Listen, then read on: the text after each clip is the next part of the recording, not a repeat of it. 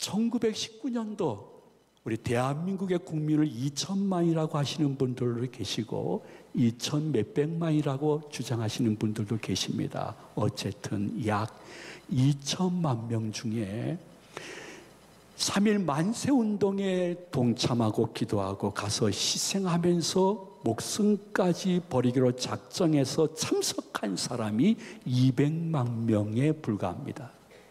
그러므로 2천 몇백만 명 백성 가운데 10분의 1인 200만 명이 목숨 걸고 3.1운동의 만세운동에 동참하고 나니까 그 효과가 나비 효과가 일어남으로 말미암아 그의 상해에 임시 정부가 최초로 수립되는 놀라운 결과가 나타납니다. 그리고 3.1운동의 결과로 말미암아 그동안 숨어서 있던 독립군들이 서로 결성이 되어 우리도 일본과 함께 무력으로 맞서자는 용기를 얻게 되어지고 이 일을 글로서 세계 만방에 전하면서 무기를 구입하여 독립군이 형성이 되어 일본군과 직접 목숨 걸고 다투는 역사까지 일어난 것을 봤을 때에 10분의 1, 10분의 1만 동참하더라도 민족의 미래는 점진적으로 광복으로 가는 역사를 근대사가 우리들에게 보여주고 있습니다. 우리가 전 국민 가운데 기독교인 25%, 이제 그만 얘기해야 돼요.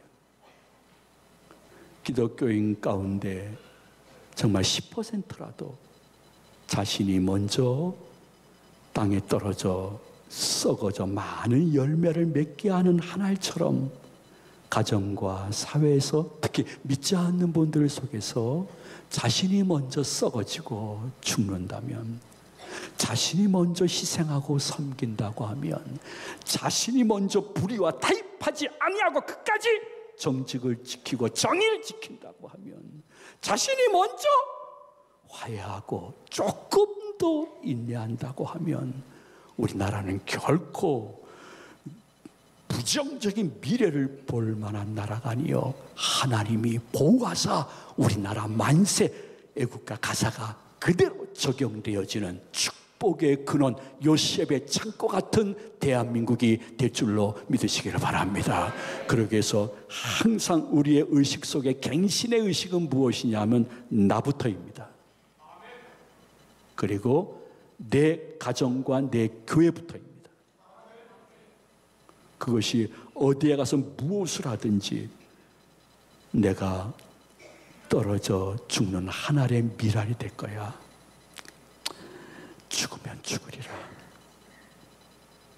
아니야, 내가 먼저 죽으면 결국 나도 살고 너도 살고 우리도 살고 교회도 살고 우리 대한민국도 살 거야.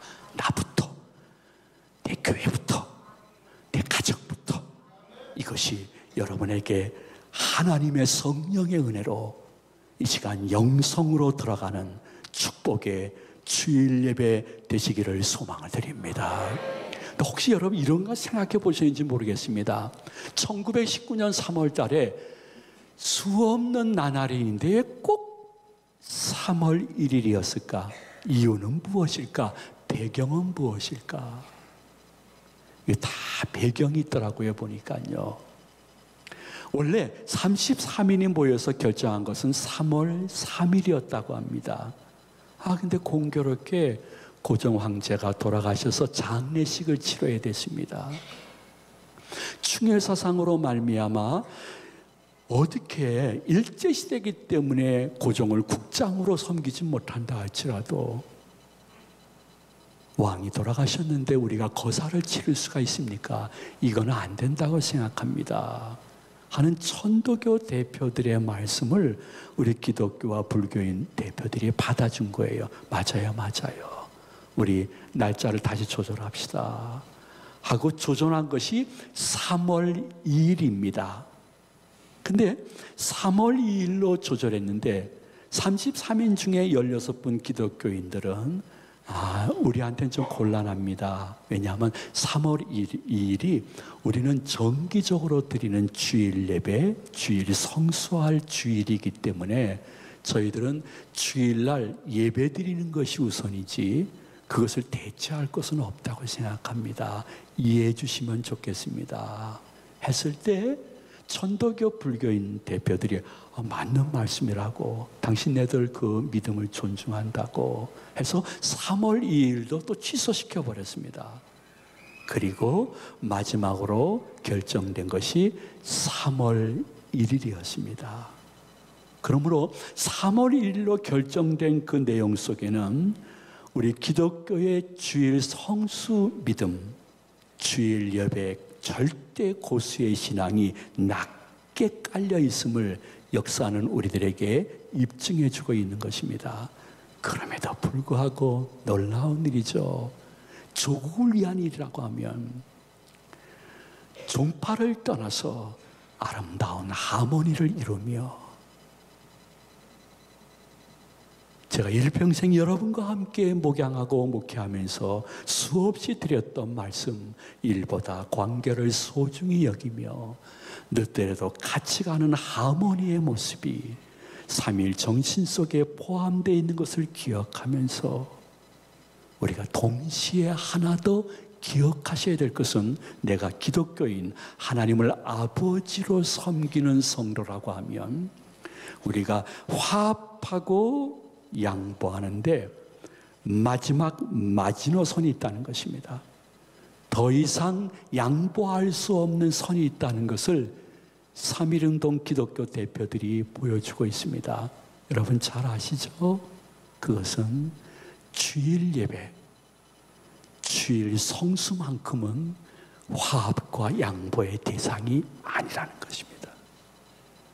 이것은 하나님이 성경을 통해서 성도인 나에게 주신 명령이기 때문에 이것은 화합과 양보가 아니라 이것은 내 개인의 어떤 일보다, 내 가정의 어떠한 큰 거사보다, 심지어 3.1운동이라는 독립운동보다 더 큰 거사, 더 큰 일은 무엇이냐면 주일날은 예배드리고 주일날 성수하는, 이것은 내가 더 이상 양보할 수 없는 마지노선이라는 것.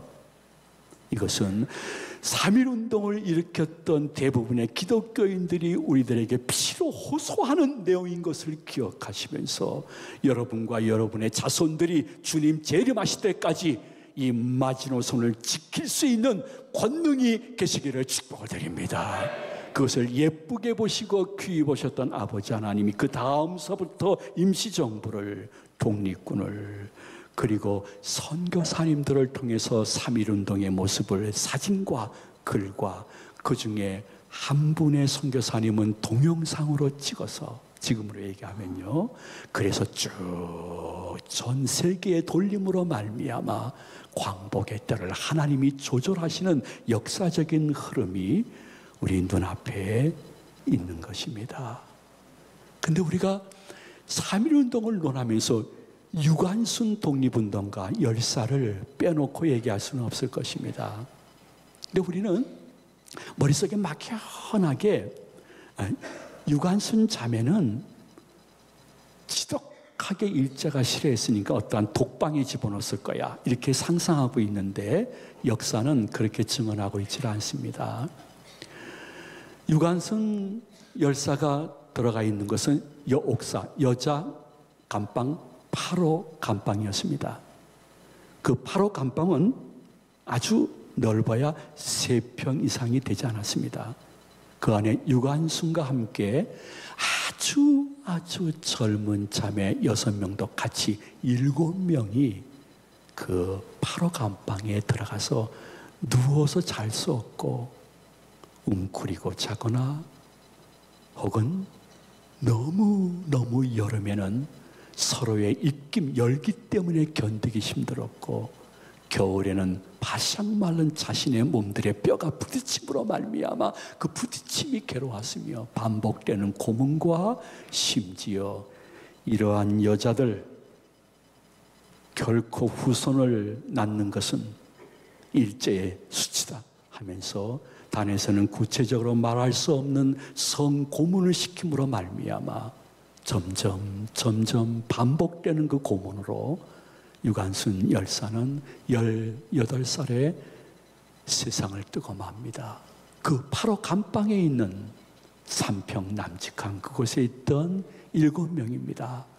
여러분, 이름을 다 기억하지 못한다 할지라도 한번 쭉 보시는데 그 중에 짙은 안경 쓴 한 자매가 있을 것입니다. 신명철 지사입니다. 아주 젊은 신명철 지사는 아주 젊었을 때 만세운동에 동참했다가 들어갔는데 시각장애인이었습니다. 앞을 보지 못했습니다. 왜냐하면 6살에 약을 잘못 드심으로 말미암아 후천적 시각장애인으로서 아픔을 갖고 살았지만은 내가 일제들이 고문할 때 외쳤던 말, 내가 눈이 앞이 안 보이지 마음의 눈은 조국의 앞이 보인다고 하면서 끝까지 배신하지 않았던 애국지사 가운데 한 분입니다. 근데 저분의 아들이 인천에 삽니다. 81세입니다. 인천 미추홀구 도화동에 사십니다. 조남은 문수일 할아버지입니다. 이 문수일 할아버지가 3.1운동 100년 만에 자기 어머님이 옥중 8호 감방에서 7명과 같이 불렀던 노래 가사를 올해 처음으로 공개했습니다. 아주 엄청나게 소중한 자료를 그 문수일 할아버지가 제공을 한 것이죠. 그들이 깊은 고난과 반복된 고문과 성고문과 한밤의 외로움 속에서 어쩌면 그냥 눈물 뿌려 눈물 속에 드렸던 노래이지만은 7명이 거의 다 기독교인이기 때문에 안 맺힌 노래라기보기보다는 통성기도와 같은 내용입니다. 한번 여러분들 그분들의 후손들로서 우리 한번 곡은 남아있잖아요. 가사는 남아있는데 우리 다 같이 한번 봉독하도록 합니다. 진중이 7이, 자 가만, 진중이라는 것은 그 당시에 감옥에 갇힌 사람들을 아주 천하게 표현하는 그러한 애칭이었습니다. 자, 다 같이 봉독합니다. 진중이 7이 진흙색 일복 입고 두 무릎 꿇고 주님께 기도할 때 접시 2개 콩밥덩어리 창문 열고 던져줄 때 피눈물로 기도했네. 피눈물로 기도했네. 대안이 살았다. 대안이 살았다. 산천이 동하고 바다가 끓는다. 에헤이 대헤이 에헤이 대헤이 대안이 살았다. 대안이 살았다. 그런데 선교사님이 이 땅에 들어와서 이화학당을 만들었는데 이화학당에 선교사님을 통해서 말씀을 통해서 예수를 영접한 기독교인들이 많았고 유관순 열사도 감리교 잘 믿는 기독 자매였습니다. 그리고 7명 중에 유관순과 비슷한 선후배분들이 계셨는데 이분들이 끝까지 이 노래로 안 맺힌 자신의 삶을 이겨내고 저는 저 가사를 보는 순간 몇 번 읽는데 무슨 마음이 들었는고 하니 아하, 빌립보 감옥에서 바울과 실라가 기도하고 찬양할 때 간수들이 들었더라. 일제 간수들이 들어가지고 시끄럽다고 또 더 심한 고문을 하는데도 끝까지 이 노래를 포기하지 않은 이유는 안 맺힌 노래가 아닙니다. 아버지 하나님을 향한 간절한 피 맺힌 기도. 두 무릎 꿇고 기도하네. 두 무릎 꿇고 기도하네. 피눈물로 기도하네. 피눈물로 기도하네. 대안은 살을 것이다. 이거는 안 맺힌 노래라기보다는 다른 말로 표현하면 기독교인으로서 아버지 하나님께 기도할 수 없으니 그 노래로 통성기도, 신앙 고백적인 기도를 올리는 모습이었다는 것입니다. 여러분, 한 가지 우리 삶 속에 적용해야 될 것이 있습니다.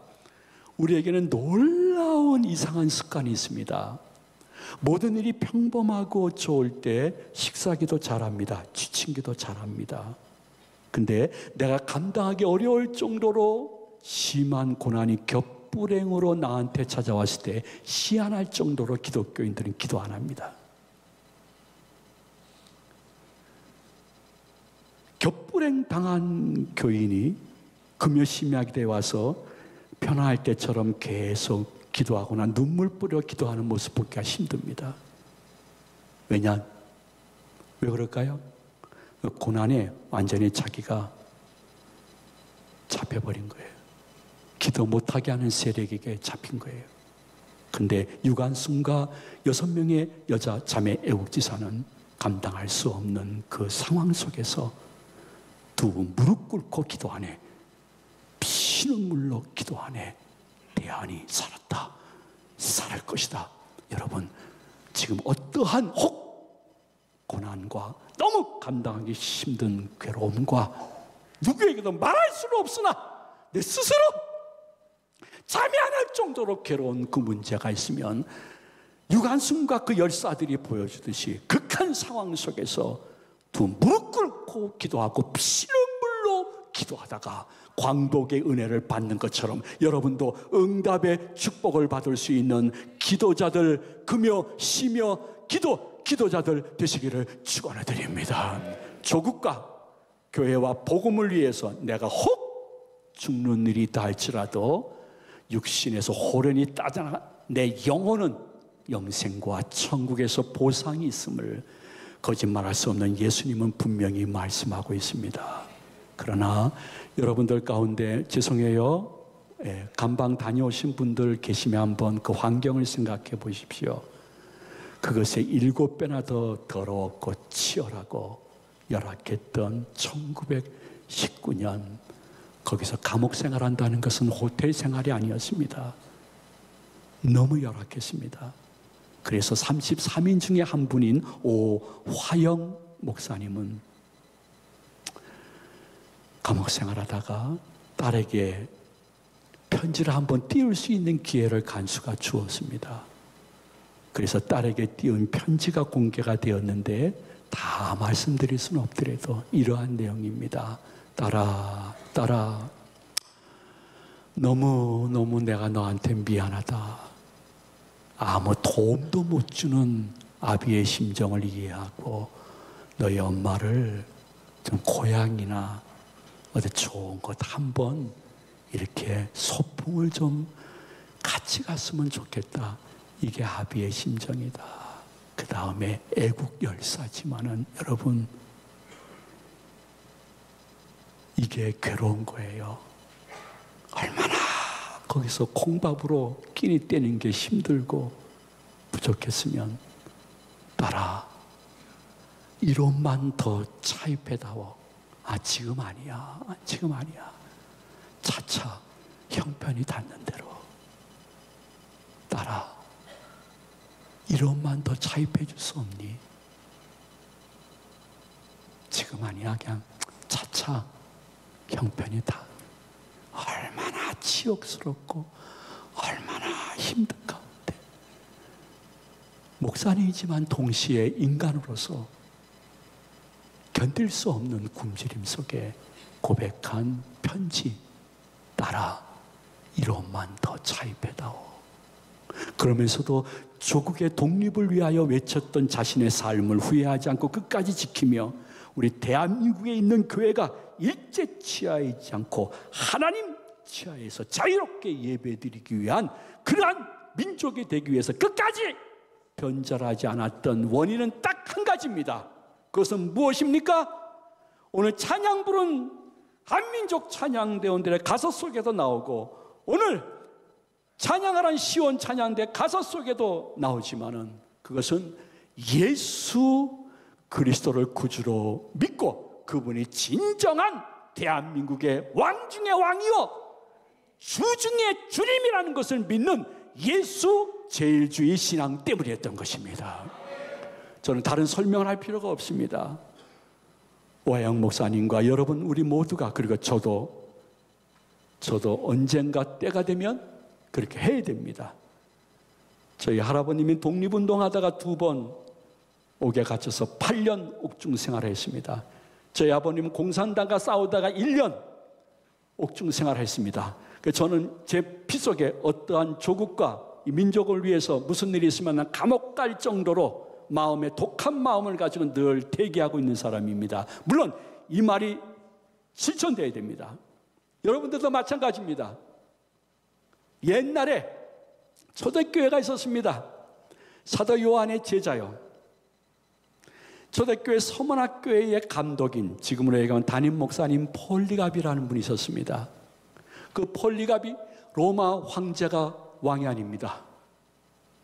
예수님이 왕 중의 왕이요 주 중의 주님이십니다. 예수님 외에 저는 누구에게도 절할 수 없습니다. 86세에 잡혀서 화형을 앞두고 있었습니다. 근데 너무 고령이시라 많은 사람들이 야야, 저렇게 나이 많은 사람 꼭 화형 죽일 필요 있느냐, 우리 한번 이야기해보자 해서 간부가 와서 이렇게 부탁을 했습니다.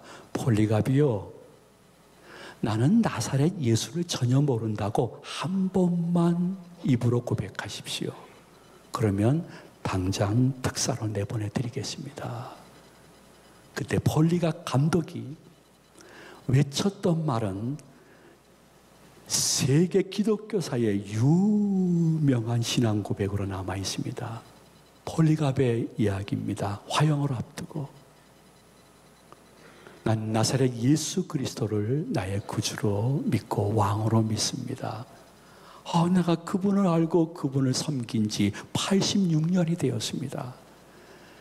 그러나 86년 동안 돌이켜보면 그 예수님을 나를 한 번도 실망시킨 적이 없고 한 번도 저를 떠난 적이 없습니다. 그런 예수님을 내 목숨을 위해서 모른다고 하는 것은 저한테는 수치입니다. 나는 예수님을 사랑합니다. 그리고 화형식이 진행되었을 때 기록에 의하면 밑에서부터 불이 올라와 하반신이 타들어갈 때에 그가 마지막으로 고백한 것은 감사였습니다. 하나님 감사합니다. 하반신이 타들어가는 이 순간도 저들에게 예수를 전할 수 있는 것이 너무너무 감사합니다. 여러분 어떻게 생각할지 모르겠지만 어떤 분은 예수 믿은 지 얼마 안 돼서 예수님의 자신을 향한 사랑 때문에 미치도록 나가서 전도하는 분도 계시고, 일평생 교회 다녔지만은 예수님에 대해서 감사와 감동이 없는 분들은 하나님의 몸된 교회에 본당 공기만 진동하고 갈 것입니다. 그럼 무엇이든지 좋습니다. 주일날 내가 주여 전에 온 곳은 가능성을 아버지 하나님이 열어둔 것입니다. 그러나 여러분 하나 기억하십시오. 예수님이 자신을 향해서 주신 영육간의 현세와 내세의 사랑과 감사를 표현하는 사람은 자동적으로 국가를 향하여 위기 때 애국 정신과 애국 기도와 애국 행동을 할 수 있는 것입니다. 그리고 예수 그리스도를 자신의 만왕의 왕, 만주의 주로 영접한 사람은 몸된 교회뿐만이 아니라 나의 가정과 나의 삶 속에서 그것을 내가 삶으로 입증하는데 변질이 없음을 성경은 분명히 말씀을 해주고 계십니다. 오늘은 제가 말씀의 결론을 내리지 않겠습니다. 왜? 과거의 역사는 과거의 역사일 뿐이니까 아닙니다. 현재를 살아가는 우리들에게 마음에 개인적으로 주시는 울림과 교훈이 있는 것입니다. 그래서 내가 꼭 오늘의 말씀 속에 무엇을 딱 잡아가지고 이렇게 하자 하고 전하고 싶은 마음이 없습니다. 여러분 스스로 결론을 내리고 실천해 볼 수 있는 아름다운 한 주간이 되시기를 예수님의 이름으로 축원해 드립니다. 다시 한번 축복합니다.